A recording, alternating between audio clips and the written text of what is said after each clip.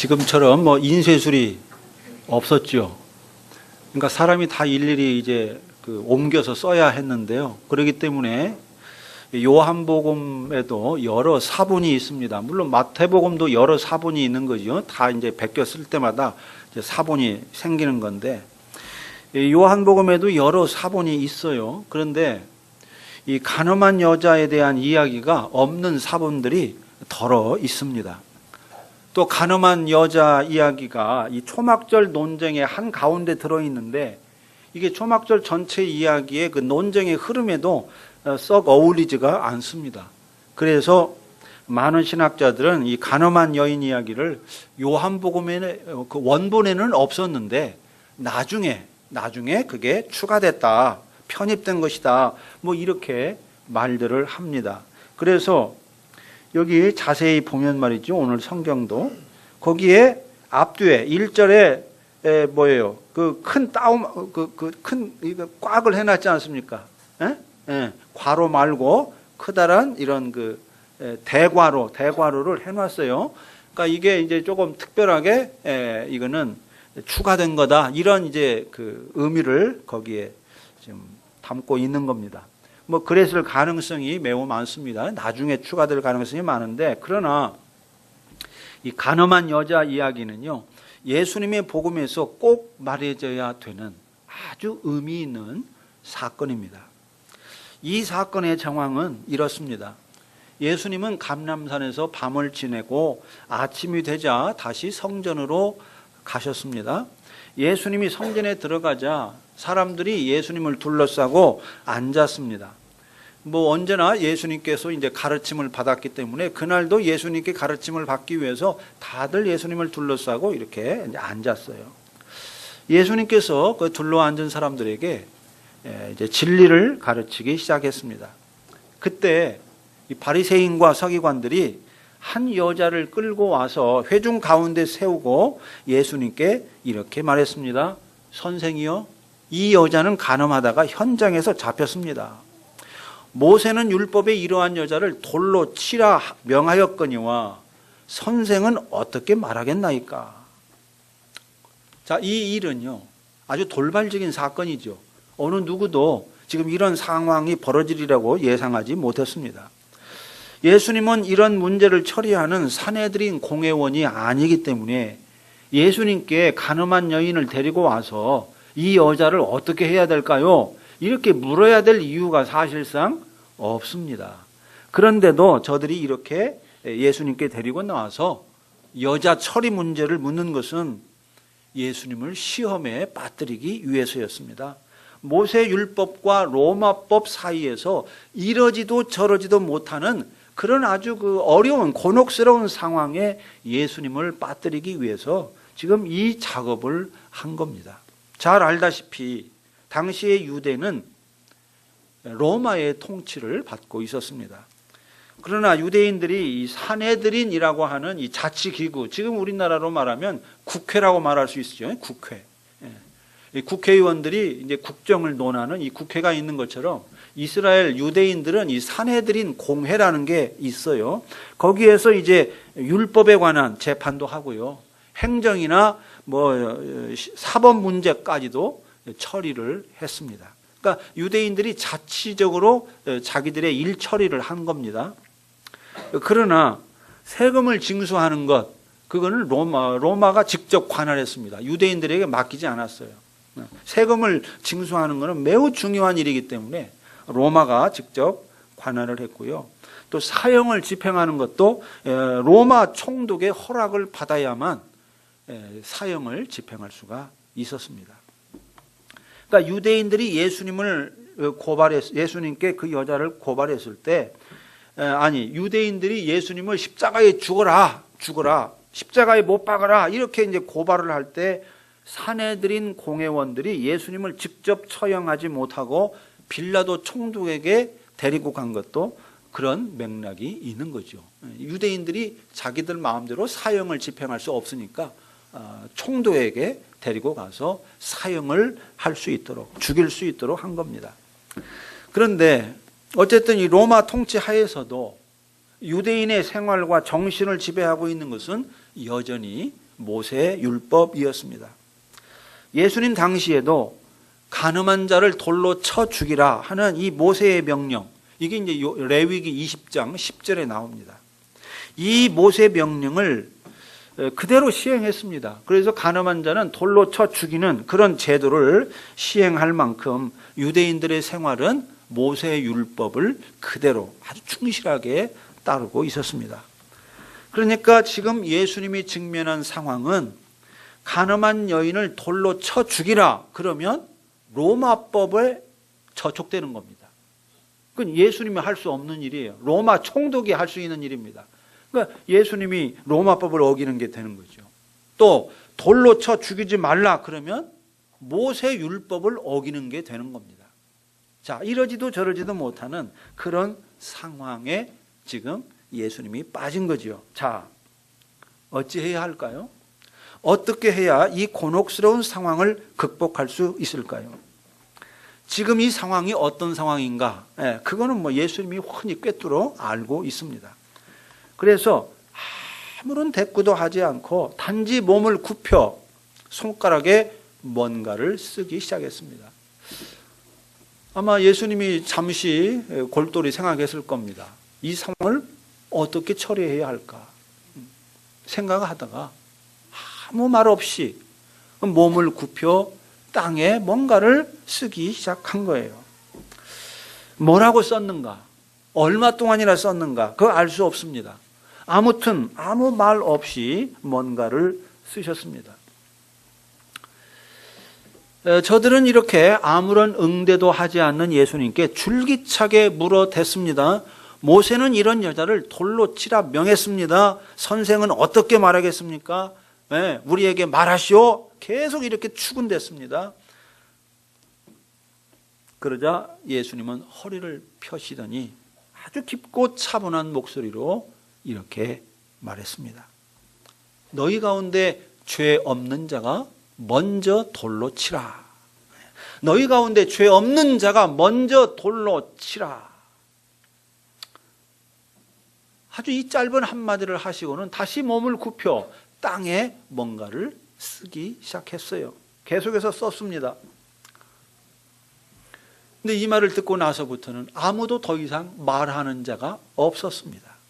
지금까지 줄기차게 물어대던 자들이 다 입을 닫았습니다. 그러더니 어른으로 시작해서 젊은이까지 하나씩 슬슬 발걸음을 돌리기 시작했습니다. 그렇게 서슬퍼렇던 사람들, 기세 등등하던 사람들이 어깨를 쭉 늘어뜨린 채 그저 슬그머니 사라졌습니다. 마침내 예수님과 간음한 여자만 남았습니다. 몸을 굽혀 땅에 뭔가를 쓰시던 예수님은 다시 몸을 일으키시더니 여자에게 물었습니다. 여자여, 너를 고발하던 자들이 어디 있느냐? 너를 정죄한 자가 없느냐? 여자는 힘없이 대답했습니다. 선생님, 아무도 없습니다. 그러자 예수님은 한마디를 더 붙였습니다. 나도 너를 정죄하지 않는다. 그러니 가서 다시는 죄를 범하지 말라. 이 말씀 한마디를 하시고 여자를 돌려보냈습니다. 자, 이 장면은 정말 기가 막힌 장면입니다. 모세 율법과 관련해서 또 인간의 죄와 관련해서 아주 절묘하면서도 의미심장한 장면입니다. 너무너무 절묘해요.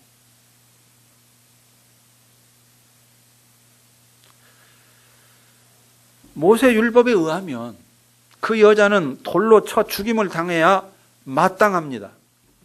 그런데 예수님은 돌로 쳐 죽이라고 말하지 않았습니다.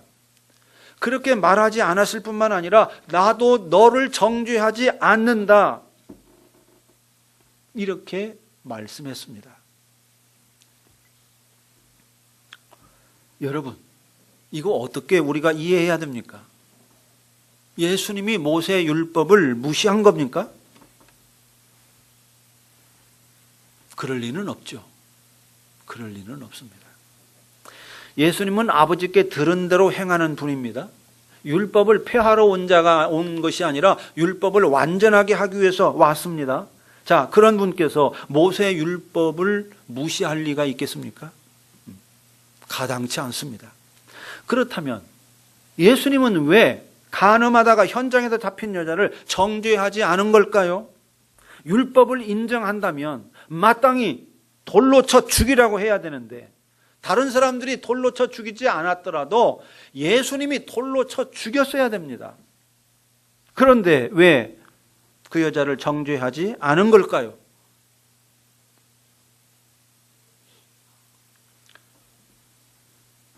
그것은 돌로 쳐 죽이는 것이 율법의 궁극적인 뜻이 아니었기 때문입니다.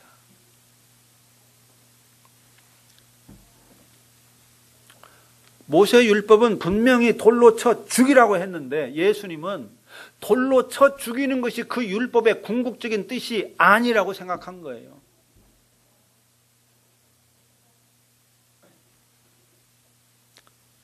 잘 알다시피 예수님은 율법을 바리새인이나 유대인들과는 다르게 생각했습니다. 유대인들은 사람을 죽이는 것만을 살인이라고 생각했지만 예수님은 형제에게 분노하고 쌍욕을 하는 것까지도 살인이다, 그렇게 생각했습니다. 유대인들은 부부 외에 다른 사람과 섹스하는 것을 간음이라고 생각했지만 예수님은 여자를 보고 음욕을 품는 것마다 다 간음이라고 생각했습니다. 유대인들은 안식일에 병자 고치는 것을 죄라고 생각했지만 예수님은 안식일에 병자 고치는 것을 죄라고 생각하지 않았습니다. 안식일이 사람을 위하여 있는 것이 아니라 안식일이 사람을 위하여 있는 것이지 사람이 안식일을 위하여 있지 않다, 그렇게 생각했습니다. 자, 이처럼 예수님은 모세 율법을 바리새인이나 유대인들보다 훨씬 깊이 해석했습니다. 피상적으로 문자적으로 해석하지 않고 근원적으로 해석했습니다. 간음한 자를 돌로 쳐 죽이라는 율법도 문자대로만 해석하지 않았습니다. 레위기 20장에 보면요, 반드시 죽여야 되는 그런 행위들이 쭉 나옵니다. 자, 레위기 20장을 한번 봅시다.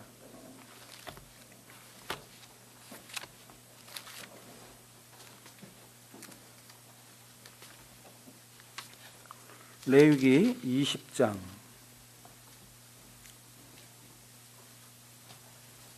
2절 보겠습니다. 2절. 너는 이스라엘 자손에게 또 이르라. 그가 이스라엘 자손이든지 이스라엘에 거류하는 거류민이든지 그의 자식을 몰렉에게 주면, 이방신이죠, 주면 제물로, 신의 제물로 바친다, 그 말이에요. 제물로 주면 반드시 죽이되 그 지방 사람이 돌로 칠 것이다. 또 6절을 보십시오. 접신한 자와 박수무당을 음란하게 따르는 자에게는 내가 진노하여 그를 그의 백성 중에서 끊으리니 너희는 스스로 깨끗하게 거룩할지어다. 백성 중에서 끊어라, 이 말은 죽이라, 그 말입니다. 9절. 만일 누구든지 자기 아버지나 어머니를 저주하는 자는 반드시 죽이라. 10절. 누구든지 남의 아내와 간음하는 자, 곧 그의 이웃의 아내와 간음하는 자는 그 간부와 음부를 반드시 죽일지니라. 그의 아버지의 아내와 동침하는 자, 며느리와 동침하는 자, 남자, 여종과 동침하듯 남자와 동침하는 자, 동성애를 말하는 거죠. 또 장모와 아내를 함께 데리고 사는 자, 짐승과 교합하는 자, 이런 사람들 다 반드시 죽이라. 여러 가지가 나옵니다. 그 뒤에도.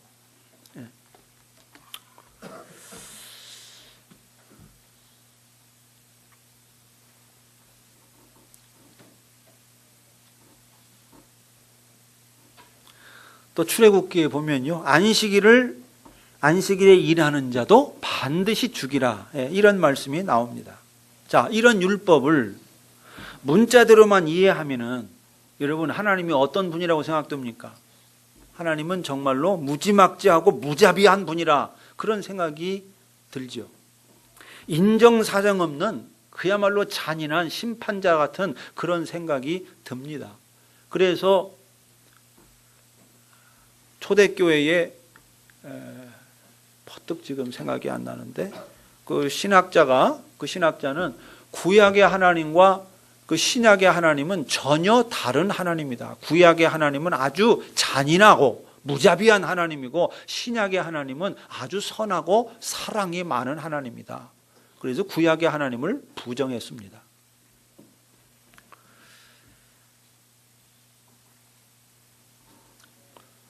그러나 하나님은 그렇게 무자비한 분이 아닙니다.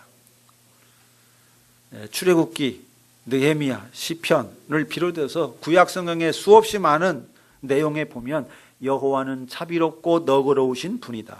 노하기를 더디하고 인자와 진실이 많은 분이다. 천대까지 인자함을 베풀고 죄악과 악행과 잘못을 용서하시는 분이다. 뭐 그런 설명이 계속해서 나옵니다.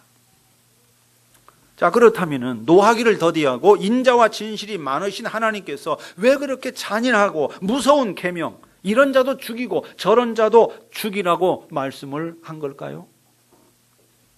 그걸 이해하려면 왜 이런 계명을 주셨는지를 생각해 봐야 합니다. 모든 계명 중에 계명은 십계명입니다. 근데 십계명은 이렇게 시작됩니다. 나는 너를 애굽 땅 종되었던 집에서 인도하여 낸 내 하나님 여호와이니라. 그리고 십계명이 시작돼요. 자, 이 말씀은 십계명을 말씀하시는 하나님이 너희를 억압하고 정죄하고 죽이는 그런 하나님이 아니라 애굽의 종살이에서 구해낸 하나님, 너희를 자유인으로 불러내신 하나님이라는 뜻입니다. 다시 말하면 나는 너희를 종살이에서 구해낸 하나님이니까 내가 너희에게 주는 십계명도 너희를 억압하고 죽이고 너희를 꼼짝 못하게 통제하기 위해서가 아니라 자유의 삶을 살 수 있도록 하기 위해서 십계명을 주는 거다. 이 사실을 기억해라. 바로 그 뜻입니다. 이게 십계명의 서론이 말하는 거예요. 옳습니다. 십계명은 이스라엘 백성을 억압하고 통제하기 위해 주어진 것이 아닙니다. 이스라엘 백성들을 억압하는 모든 것들로부터 그들을 해방시켜서 참된 자유인의 삶을 살 수 있도록 하기 위해서 주어진 겁니다. 하나님이 이스라엘 백성들에게 준 자유, 이미 애굽에서 자유인으로 불러냈어요. 이 자유를 선물했습니다. 하나님이 선물한 그 자유를 잃지 않고 살 수 있도록 하기 위해서 십계명을 준 거예요. 십계명 자체만 보면은 이거 하지 마라, 뭐 저거 하지 마라, 이런 부정 명령이 많지만은 사실은 십계명은요 억압의 율법이 아닙니다. 십계명은 자유의 율법입니다. 야고보가 정확하게 말했습니다. 야고보서 2장 12절에 보면은 십계명을 갖다가 자유의 율법이라고 말하고 있습니다. 자유의 율법. 자유의 율법이라는 게 뭐예요? 자유를 위한 율법이다. 너희들의 자유를 위해서 내가 율법을 주는 거다. 그런 뜻이에요. 예수님도 십계명을 어떻게 해석했습니까? 두 가지 대강령으로 요약했지 않습니까? 하나님을 사랑하고 내 이웃을 내 몸과 같이 사랑하라. 이게 모든 율법의 강령이다. 간음에 대한 것도 같은 이유에서 말씀한 거예요. 간음은요 한마디로 말해서 성적인 탐욕입니다. 육체에 대한 탐욕이고 쾌락에 대한 탐욕이에요. 사람들은 운명적인 사랑이라는 이름으로 간음을 행하지만은 인간의 사랑은요, 사랑의 대상이 뭐든지 간에 몽땅 탐욕적입니다.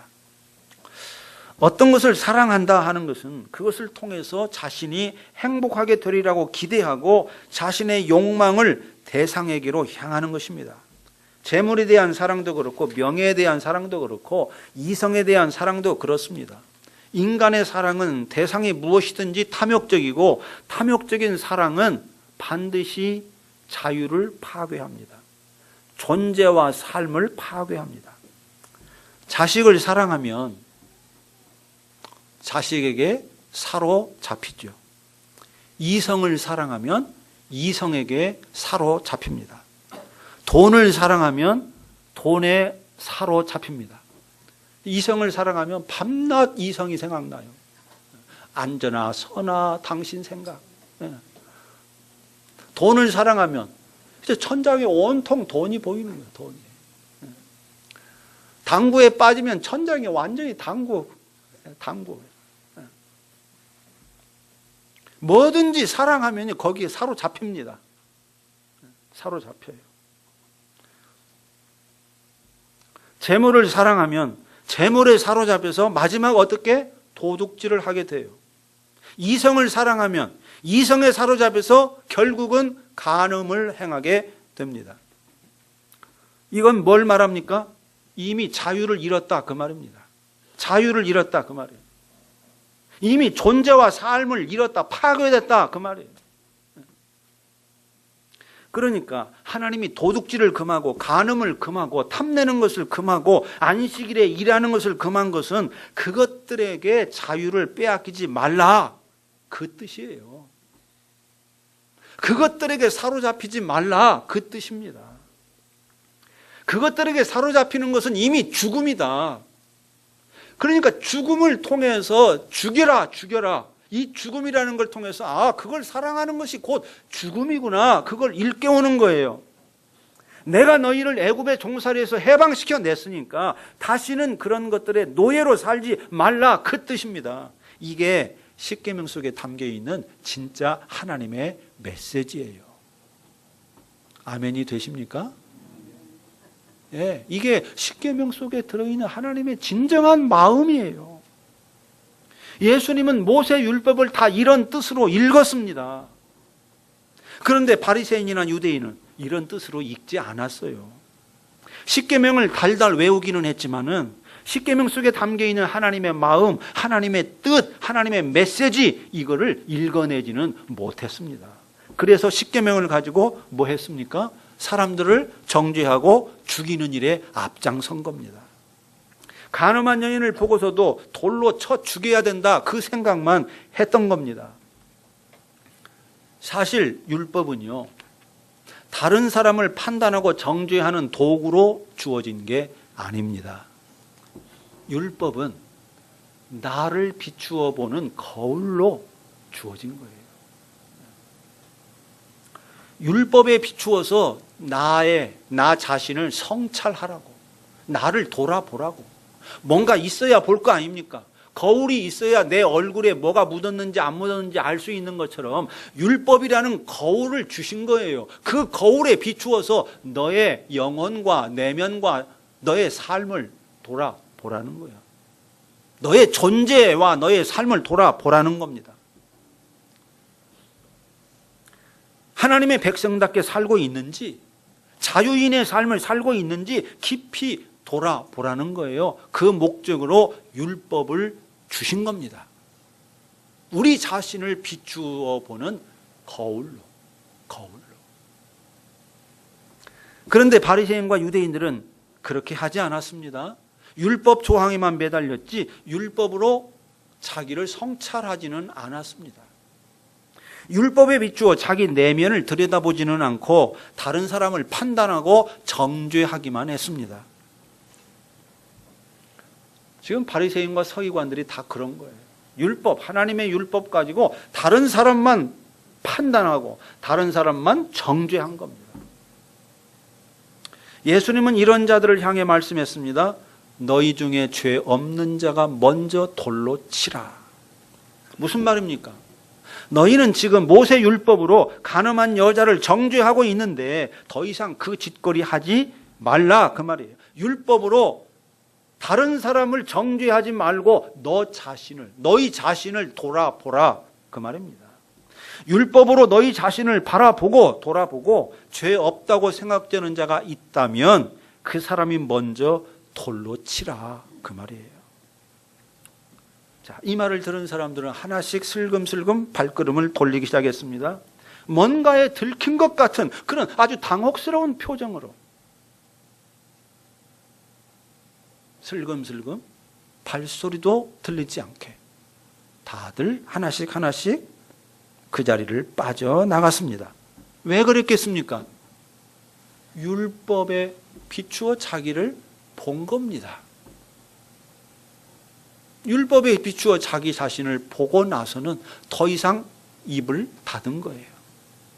그리고 스스로 돌아서서 그 자리를 빠져나간 겁니다. 이렇게 사람들이 다 떠난 것을 확인한 예수님은 비로소 이 여자에게 말을 걸었습니다. 여자여, 너를 고발하던 자들이 어디 있느냐?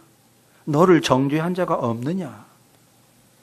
여러분, 예수님이 왜 이 질문을 이 대목에서 너를 정죄한 자가 없느냐 이렇게 물었을까요?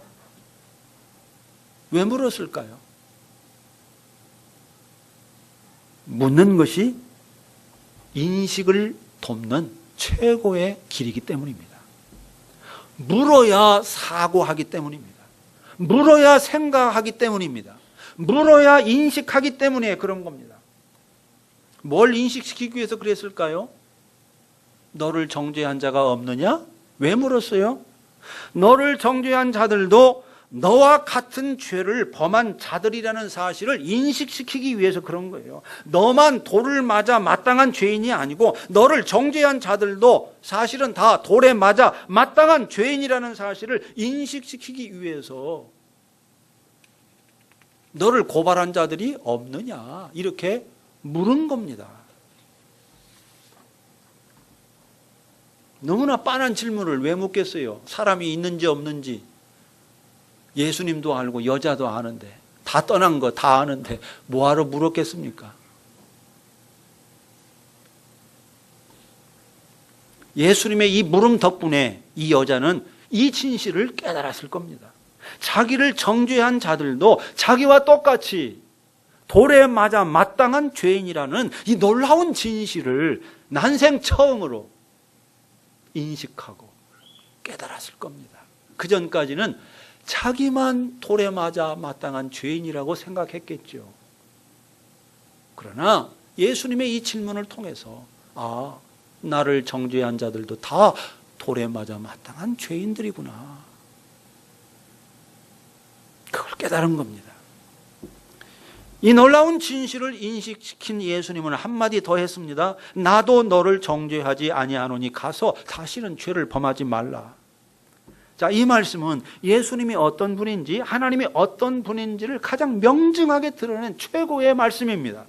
아주 놀라운 말씀입니다. 예수님은 여자에게 너는 죄 지은 게 아니다 그렇게 말한 게 아닙니다. 다른 사람들도 다 똑같은 죄를 범해서 너만 그렇게 자책할 거 없어. 다 똑같은 사람들이야. 이렇게 말한 게 아닙니다. 예수님은 여자에게 너는 죄 지은 게 분명하다 이렇게 말하고 있습니다. 왜? 가서 다시는 죄를 범하지 말라 이렇게 말씀했기 때문에 이 말씀으로써 그 여자가 죄를 범했다. 너는 돌에 맞아 마땅한 죄를 범했다. 이 사실을 지적하고 있습니다. 그런데 돌에 맞아 마땅한 죄를 범했다는 사실을 지적하면서도 정죄하지는 않았습니다. 바로 이것이 중요합니다. 죄는 지적했지만, 죄는 보게 하고 깨우쳤지만은 정죄하지는 않았다는 게 중요합니다.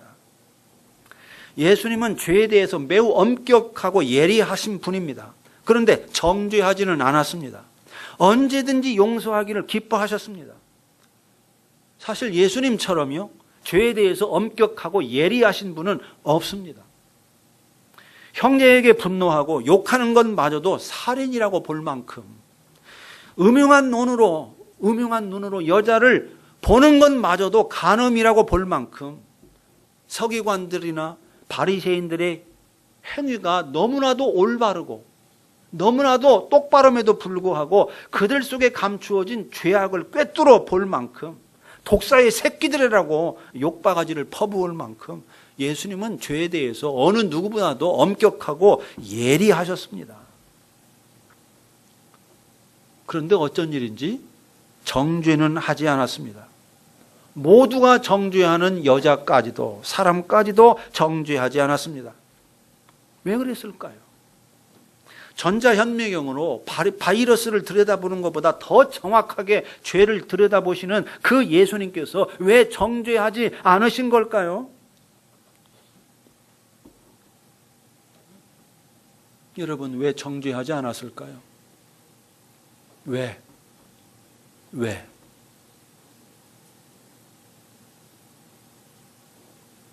정죄라고 하는 것은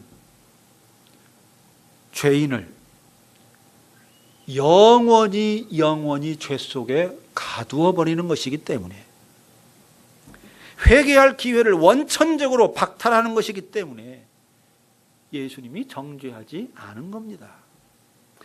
예수님은 죄인을 정죄하러 이 땅에 온 게 아니라 죄인을 용서하러 오셨기 때문에, 죄인을 불러 회개하게 하고 잃어버린 자유의 삶을 살 수 있도록 돕기 위해서 오셨기 때문에 정죄하지 않은 겁니다. 물론 예수님은 죄를 깨우치고 드러내기 위해 애쓰셨습니다. 죄를 감추지 않았습니다. 아이, 죄 괜찮아. 그 정도 죄는 아무것도 아니야. 누구나 다 짓는 죄거든. 괜찮아. 너 혼자 그렇게 자책할 거 없어. 여러분, 그렇게 죄에 대해서 그런 식으로 위로하거나 격려하거나 덮어주거나 그러지 않았습니다. 죄에 대해서는요, 털끝만큼도 양보하지 않고 정확하게 지적했습니다. 죄를 드러내기 위해 애쓰셨습니다. 죄를 보게 하려고 애쓰셨습니다. 그러나 율법으로 정죄하는 일은 한 번도 없었습니다. 오직 용서하기를 기뻐했습니다. 죄를 깨닫고 용서를 구하는 자는 누구라도 어떤 죄를 범했을지라도 용서하기를 기뻐하셨습니다. 100번이고 1000번이고 10,000번이고 용서하고 또 용서하셨습니다. 예수님이 친히 그렇게 하셨기 때문에 제자들을 향해서 70번씩 7번이라도 무제한적으로 용서하라고 말씀하신 겁니다. 예수님이 무제한적으로 용서하시는 분이기 때문에, 용서하셨기 때문에 제자들에게도 무제한적인 용서를 하라고 요구한 거죠. 우리가 지금 이 자리에 있는 것도 순전히 예수님의 용서 때문입니다. 하늘의 별보다도 더 많은 죄를 범하는 우리를, 여러분, 내가 지은 죄가, 여러분이 지은 죄가 하늘의 별보다 더 많다는 것을 아십니까? 그렇게 생각을 하십니까? 헤아릴 수 없는 하늘의 별보다 더 많다. 그 많은 죄를 너그러이 용서해 주셨기 때문에 우리가 하나님을 나의 아버지라고 부를 수 있는 것이고요, 하나님을 감히 이렇게 예배할 수 있는 것입니다. 그런 면에서 교회는 용서받은 자들의 공동체입니다. 용서받은 자들이 모인 곳, 이게 교회예요. 1만 달란트 빚을 탕감받은 자들이 모인 곳, 이게 교회입니다. 용서받은 자들이 모인 공동체인 교회는 그러므로 용서하는 공동체가 되어야 합니다. 우리가 용서를 받았기 때문에 용서하는 자로 살아가야 합니다. 그러므로 여러분, 정죄하지 마십시오. 어떤 경우에도 정죄하지 마십시오. 특별히 하나님 말씀으로 정죄하지 마십시오. 예수 믿는 자들의 가장 큰 병폐가 뭐냐? 하나님 말씀으로 정죄하는 겁니다. 하나님 말씀으로 정죄하는 거예요. 이 바리새인이나 서기관들이나 유대인들이 모세 율법으로 정죄했던 것처럼 이 그리스도인들이 가장 크게 문제가 되는 게 바로 이 하나님 말씀으로 정죄하는 겁니다. 근데 절대로 정죄하지 마십시오. 예수님께서 가늠한 여인을 정죄하는 자들에게 너희 중에 죄 없는 자가 먼저 돌로 치라, 이렇게 말씀한 것을 여러분 잊지 마십시오. 정죄하고 싶은 마음이 들 때마다 예수님의 그 말씀을 생각하십시오. 죄를 눈감아 주라는 말이 아닙니다. 죄에 대해서 아둔하라는 말이 아닙니다. 죄에 대해서는요, 한없이 엄격하고 민감해야 합니다. 죄와 치열하게 싸워야 합니다. 그러나 정죄하지는 마십시오. 사람을 정죄할 수 있는 분은 오직 예수님 딱 한 분뿐이신데 그분께서는 간음한 여자를 정죄하지 않았습니다. 정죄 받아 마땅한 자를 정죄하지 않았습니다. 단지 용서하셨습니다. 다시는 죄를 범치 말라. 죄에서 놓여 자유인의 삶을 살라. 이렇게 말씀하시고 용서를 선포했습니다. 우리도 예수님을 따라 살아야 되겠습니다. 정죄하지 않고 용서하는 삶을 살아야 되겠습니다. 여러분, 우리가 어떤 존재인지 아십니까? 인간이 어떤 존재입니까? 우리는요, 날마다 용서받고 용서해야만 살아갈 수 있는 존재입니다.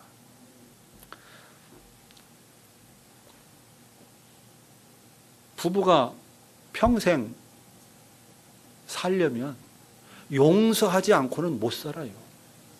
1000번, 10,000번 이혼해도 부족합니다. 용서하지 않으면.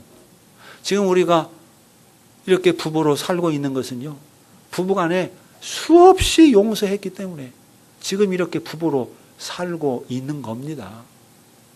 당신이 나를 용서하고 나도 당신을 용서했기 때문에 살아가는 거예요. 여러분, 모든 인간관계는요, 용서하지 않으면요, 모든 인간관계는 다 끝납니다. 끝장이에요. 용서할 때만 인간관계는 지속되는 겁니다. 인간이란 용서하고 용서받을 때만 존재할 수 있어요. 살아갈 수 있어요. 이런 존재가 인간이에요.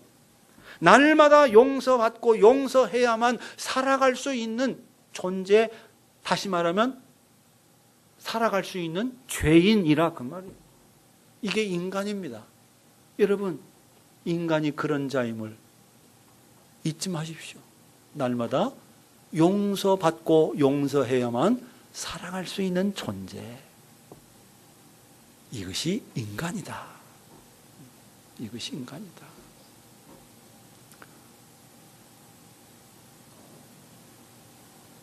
그것을 예수님은 간음한 여자의 사건을 통해서 우리에게 보여주셨습니다.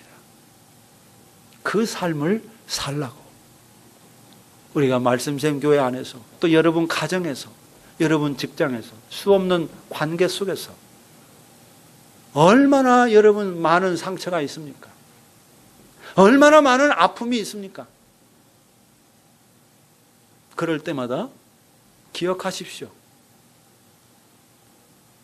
나도 용서받지 않으면 살아갈 수 없고, 너도 용서받지 않으면 살아갈 수 없는 존재지. 그러니 용서해야지.